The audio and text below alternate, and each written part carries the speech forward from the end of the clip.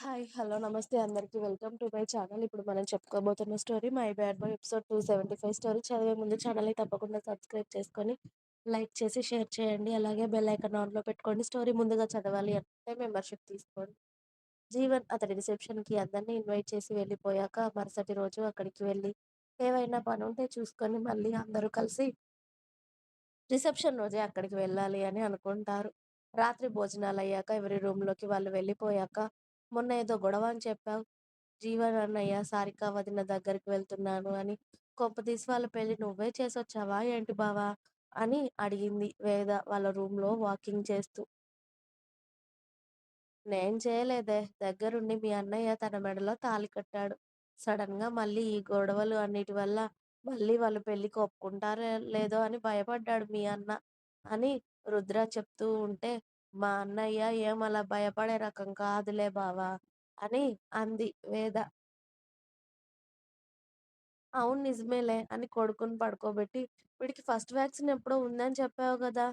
1 month complete అయింది కదా! ఎప్పుడది?" అని అడిగాడు రుద్ర. "రేపే బావ" అని చెప్పింది వేద. "ఓకే. మార్నింగ్ మరి త్వరగా రెడీ అవ్వు. హాస్పిటల్‌కి వెళ్దాం. రేపు వ్యాక్సిన్ అలాగే నేను ఎల్లుండి రిసెప్షన్ అయిపోతే ఇక నేను ఆఫీస్‌కి వెళ్ళడం స్టార్ట్ చేయాలి. ఇప్పటికే 1 మంత్ కన్నా ఎక్కువ అయిపోతుంది ఆఫీస్‌కి వెళ్ళక" అని చెప్పాడు రుద్ర.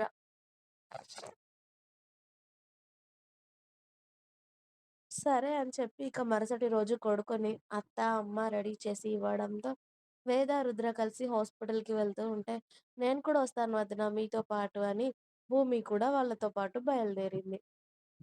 ఇక చిన్నోడి హాస్పిటల్ ఫైల్ తీసుకొని హాస్పిటల్‌కి వెళ్ళగానే, బుడ్డోడికి ఇంజెక్షన్ చేసే అప్పుడు వేద అక్కడే ఉంటే ఎక్కడ ఏడ్చేస్తుందో అని చెప్పి, వేదాని బయట ఉండమని చెప్పి రుద్ర కొడుకుని తీసుకొని లోపలికి వెళ్ళి ఇంజెక్షన్ చేస్తూ ఉంటే రుద్రకే కొడుకు ఏడుస్తూ ఉంటే ప్రాణమంతా అదోలా అయిపోయింది. కొడుకు ఏడుపు వినిపించడంతోనే వేద ఆగకుండా లోపలికి పరిగెత్తి రుద్ర చేతుల్లో ఉన్న కొడుకుని ఎత్తుకొని, "ఏమైంది నాన్న? డాడీ ఇంజెక్షన్ చేయించారా? ఎందుకు ఏడ్చేలా ఇంజెక్షన్ చేశారు మీరు నా కొడుక్కి?" అని డాక్టర్స్‌ని అడుగుతూ ఉంటుంది వేద. "ఎవరైనా ఏడుస్తారు మేడం ఇంజెక్షన్‌కి" అని వాళ్ళు చెప్తూ ఉంటే, "అదేం లేదు. ఏడవకుండా కూడా చేయొచ్చు. మీరే నా కొడుకు ఏడ్చేలా చేశారు" అని వేద కొడుకుని ఎత్తుకొని బయటకి వస్తుంది. అప్పుడే పాలివ్వకూడదు అని చెప్పడంతో కొడుకుని ఎత్తుకొని తిరుగుతూ ఉంటే, భూమి కూడా వేద దగ్గరే ఉంటుంది. ఇంజెక్షన్ చేసిన తర్వాత 1 అవర్ పాటు అక్కడే ఉండాలి అని చెప్పడంతో, రుద్రకి ఏదో కాల్ రావడంతో భూమిని, వేదని చూస్తూ ఉన్నామని చెప్పి అతడు కిందికి వెళ్లి కాల్ మాట్లాడుతూ ఉంటాడు.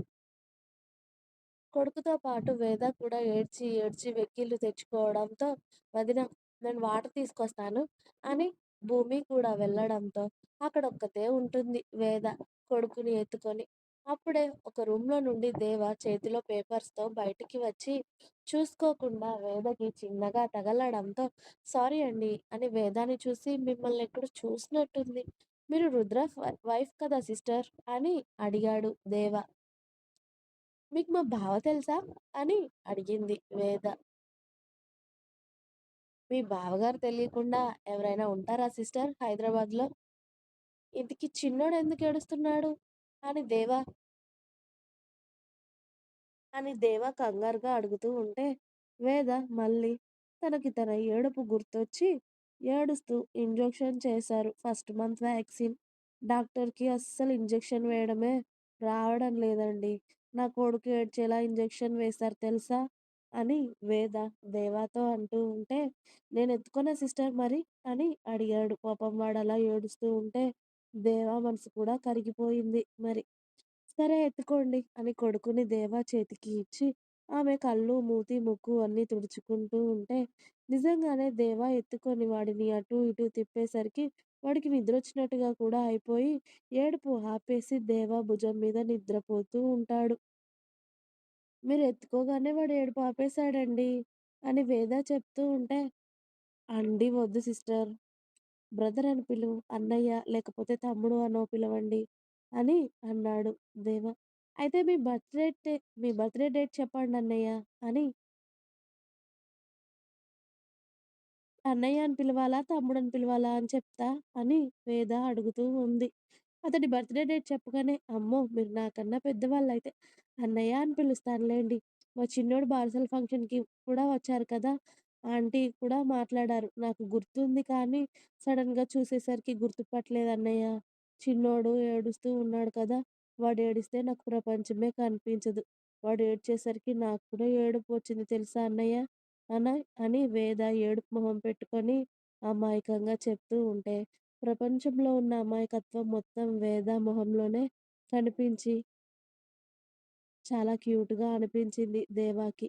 "ఏం పర్లేదు సిస్టర్ తగ్గిపోతుంది. ఫస్ట్ వ్యాక్సిన్ కదా! అలానే ఉంటుంది. వాళ్ళు సిరప్ ఇస్తారు కదా! ఇవాళ కాస్త ఫీవర్‌గా ఉంటుంది. మీరు ఇవాళ జాగ్రత్తగా చూసుకుంటే రేపటి వరకి ఫీవర్ కూడా తగ్గిపోతుంది." రేపటి వరకు బాబు యాక్టివ్ కూడా అయిపోతాడు. ఇవాళ వేశారు కాబట్టి కాస్త డల్‌గా ఉంటాడు కాబట్టి, మీరు కూడా డల్ అవ్వకుండా బాబుని బాగా చూసుకుంటేనే బాబు త్వరగా క్యూర్ అవుతాడు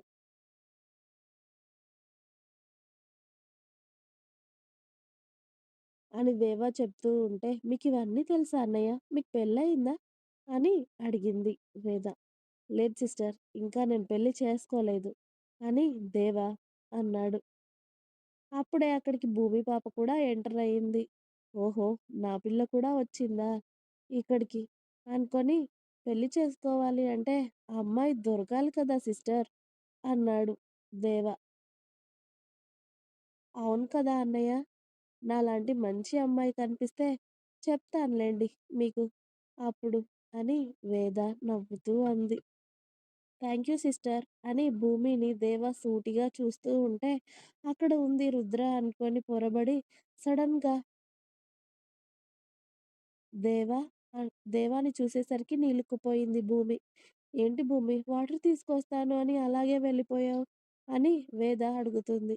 "అది షాప్‌కెళ్ళొచ్చేసరికి లేట్ అయిపోయింది వదిన" అని భూమి తడబడుతూ చెప్తూ ఉంది. "మరి మీ అన్నయ్య ఎక్కడ? మీ అన్నయ్య కూడా ఎక్కడికెళ్ళిపోయాడు నన్ను వదిలేసి?" అని అడుగుతుంది వేద. "అన్నయ్య ఏదో ఇంపార్టెంట్ కాల్‌లో మాట్లాడుతున్నాడు వదిన" అని చెప్పింది భూమి. అవునా!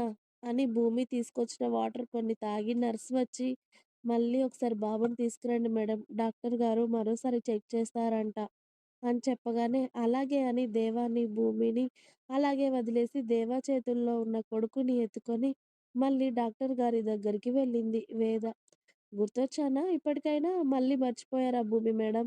అని దేవా 2 అడుగులు వేసి భూమితో మాట్లాడుతూ ఉంటాడు. "ఇదంతా వద్దు దేవా గారు.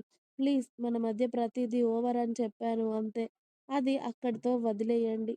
మళ్ళీ ఇలా నేను కలిసినప్పుడల్లా నన్నెందుకు ఇబ్బంది పెడుతున్నారు?" అని అంది భూమి.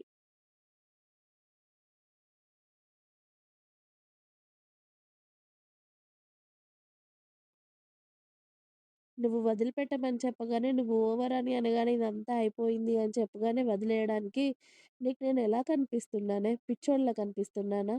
అయినా నీకు చెప్పాను కదా! రెడీగా ఉండమని అత్తారింటికి రావడానికి" అని అన్నాడు దేవ స్టైల్‌గా పాయింట్ పాకెట్‌లో 2 చేతులు పెట్టుకొని.